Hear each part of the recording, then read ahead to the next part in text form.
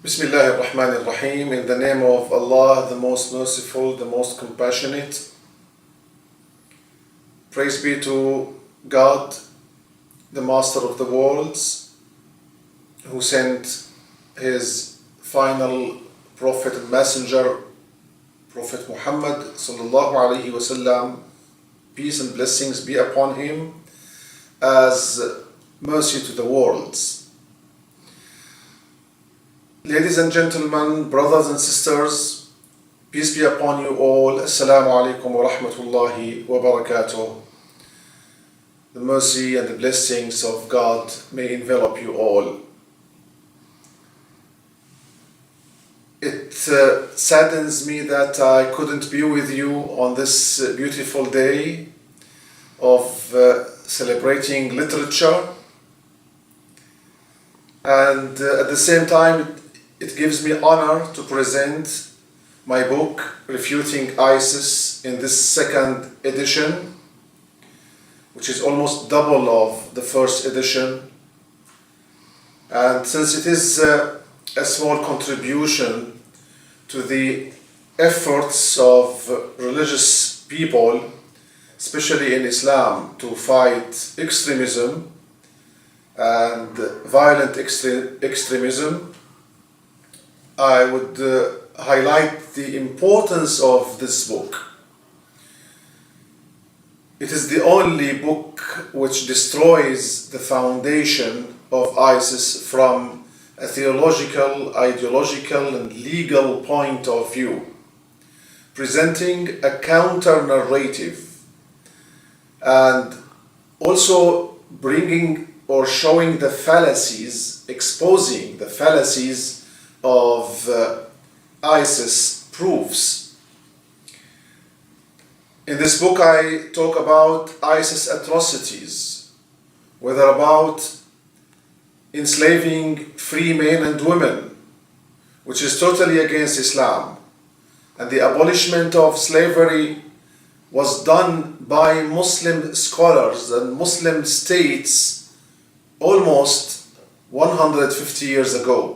It was the Ottoman Empire which ruled by Islam, following the Hanafite school of jurisprudence, that abolished slavery, first in Africa in 1846, second in all of the Ottoman Empire, trade in slave and enslaving free men and women, and all types of slavery in 1887.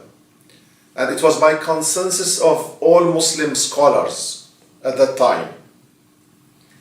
I tackled the issue of destroying monuments, especially pre-Islamic monuments, presenting proofs from the most sacred text of Islam, the Holy Quran, and stories of the Prophet of Islam, how he passed by pre-Islamic monuments, how his companions later on, when they entered countries like Egypt, Syria, Iraq, preserved the ancient remnants of the pharaohs, and this is why we have the pyramids or the palaces of the Persian Khusro's rulers, which even contained images of people and wars and various types of drawings on walls, mosaic we call it.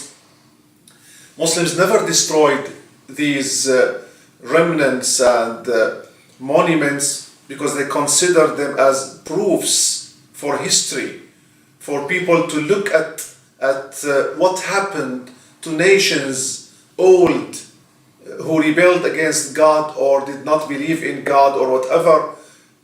Muslims allowed all of this to continue, and now we're having a group of gangsters who claim to be Islamic, but truly they are non-Islamic, who claim even to represent a state now, but it's an anarchy. It's nothing but a group of terrorists trying to take revenge and implement their anger on, inflict people with their anger.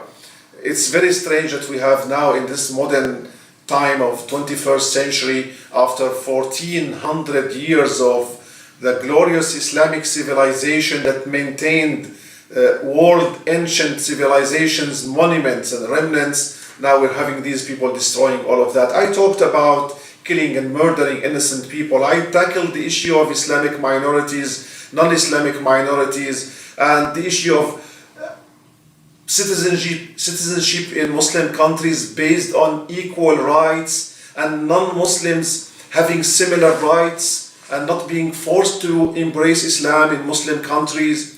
I tackled actually issues related to all of Western countries now where we have Muslim minorities now in non-Muslim countries like the UK now, and how it is the obligations of Muslims now living in non-Muslim countries and having to abide by laws and regulations, and also commitment to the security of the country and the protection of the country from an Islamic point of view, as this is a Muslim duty. And I showed how it is sinful even to backbite a non-Muslim or speak ill, which means speaking ill behind his back. I tackled the issue of the invalidity of the Islamic State and its declaration of a state with allegiance. There is a lot more here in this book, which was first authored in Arabic. I wrote it in Arabic, and thousands, I would say dozens of thousands of copies in Arabic were sold or distributed in the Arab world, including inside Syria, and helped a lot preventing people from joining ISIS or encouraging people also to fight ISIS. Many people were doubting, why shall we fight our Muslim brothers? I proved here in this book that ISIS members are non-Muslims. They've got out of the fold of Islam by accusing every other Muslim of being apostate or infidel, by excommunicating every other Muslim, and by stabbing all non-Muslims around the world and considering them enemies of Islam. Indeed, in reality, we have no war with the world. The Muslim world does not have or is not in a state of war with any other country around the world. We're not in a state of war with France or the USA or the United Kingdom or Japan. So why shall we, or shall any Muslim kidnap any other foreign citizen and then slaughter them or torture them? Or this is totally un-Islamic. Here you find proofs from the Holy Quran, from the words of the Holy Prophet of Islam, from the books of Islamic jurisprudence that are used and are major references for Islamic law, to show that the narrative of ISIS is anti-Islam, is non-Islamic, and they are misrepresenting Islam, and they've got out of the fold of Islam. This is why when they claim they are Islamic, we say they are un-Islamic, and when they try to show themselves as a state, we say they are still a gang of terrorists. We should all unite, brothers and sisters, all unite together to prevent our Muslim youth from being exposed or from being brainwashed and influenced by such fallacies. And the key point is to start presenting them true Islam and the teachings of true Islam, which are based on respect of the other, on mercy, on peace. All religions of God were actually made to spread love between human beings and to have peace between all nations. And religious people, if they do not work for that mission and accomplish it, then they are working against God's teachings and against every other religion.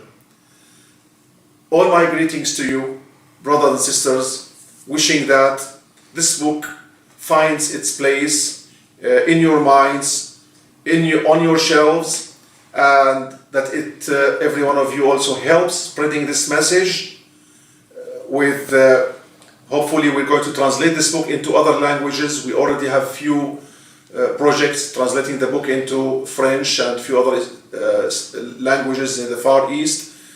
And with your efforts, I know that we can prove that ISIS will not succeed.